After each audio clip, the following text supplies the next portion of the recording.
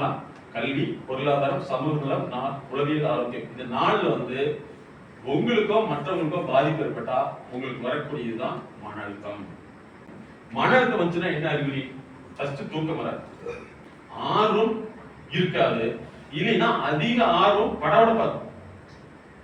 அதுக்கடுத்து எப்பவுமே அமைதி இருக்காது, கோபமா தான் இருக்கும். அதுக்கடுத்து சாப்பிட பிடிக்காது, ஒரு சிலருக்கு சாப்பிட மட்டும்தான் பிடிக்கும். அதுக்கடுத்து எதிரியுமே இன்வால்மெண்ட் அதாவது ஈடுபாடு இருக்காது, விளையாட்டாவே இருப்பாங்க அல்லது வினயமாவே இருப்பாங்க. இதெல்லாம் அறிவு. இதை ஆரம்பத்திலே கண்ட்ரோல் பண்ணல அப்படின்னா அதுதான் டிசார்டர் சொல்லுங்க. டிசார்டர் ஆயிடுச்சுன்னா தான் நேரத்தில் எந்திரிக்க சொன்னா எந்திரிக்க மாட்டாங்க. நீங்க எத்தனை பேர் சார் நேரத்தில் எந்திரிக்கிற குழந்தைகளை பார்த்துட்டீங்களா? நேரத்தில் எந்திரிக்கிறதே இல்ல. 10 மணி தான் ஆச்சு, 12 மணி வரைக்கும் செல் நோண்டுறாங்க. அதே மாதிரி ஏதாவது சொன்னா நீங்க பழைய காலத்து சோ இதெல்லாமே வந்து அவங்களுடைய அப்படி விட்டோம்னா டிசார்டர் மாறிடுச்சுன்னா 30 வயசுக்கு மேலதான் எங்கிட்ட வராங்க. எனக்கு கூட ஒரு மிகப்பெரிய ஒரு நிறுவனத்துக்கு கூப்பிடுறாங்க. சரி, எங்க பொண்ணு பையன்லாம் வந்து மெடிக்கல் படிச்சுட்டாங்க, எம்பிபிஎஸ் படிச்சுட்டாங்க, வேலைக்கு போக மாட்டேங்கிறாங்க. படிச்சு எத்தனை வருஷம் ஆச்சு? அது 10 வருஷம் ஆச்சு சார். 10 வருஷம் ஆச்சு. என்னதான் செய்றீங்க? ஒன்றுமே இல்லை, கல்யாணம் பண்ணி வச்சிட்டோம், வீட்டுல ஜாலியா இருக்காங்க சார். பணம் இருக்குல்ல, கவலைப்படாது சார். பணமே இதுக்கு படிப்பு பண்ணியே செலவு பண்ணிட்டேன். ஆனா அவங்க வந்து இதுலதான் இருக்காங்க. என்ன பண்றது? ஒண்ணுமே தெரியல சார். அப்ப நான் சொல்லிட்டு இந்த மாத்திரைக்கு வந்து நீங்களாம் அட்வைஸ் பண்ணிருக்கீங்க, பண்ணி மாறல. நாங்க இதை மாத்திரைக்கு ஸ்டெப் பை ஸ்டெப் போட ஒரு 3 இயர்ஸ் தேவைப்படும் சொல்லியிருக்கோம் சார். எப்படியாவது 2 வருஷமா 10 வருஷமா சொல்லி மாற்றி விட்டுருக்கீங்கன்னா எங்க லைஃப்லயே பிரச்சனை ஆயிருக்காங்க. பாருங்க ஒவ்வொரு பிரச்சனையும் எப்படி இருக்குன்னு சொல்லி.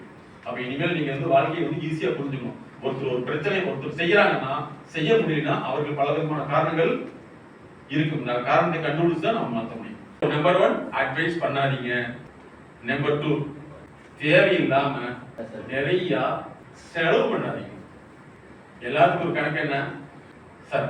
பையன் வந்து நல்லா படிக்கணும்னு ஆசைப்பட்டு ஒரு 2.5 லட்சம் ரூபாய்க்கு வண்டி வாங்கி கொடுத்து தப்பா கேட்கிறாங்க. இது தப்பா சார்? 2 லட்சம் ரூபாய் வாங்கி கொடுத்தா அந்த பையன் நல்லா படிப்பானா?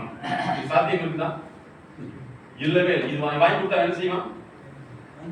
ஜாலியா சுத்துவான். அதனால தேவையில்லாம செலவு பண்ணக்கூடாது. அதுக்கடுத்து உறவினர் வீட்டுக்கு போனீங்கன்னா போனோமா சாப்பிட்டோமா அப்படின்னு வந்துடணும்.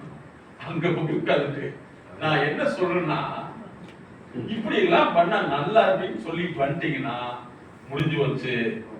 என்ன இது அடுத்தது?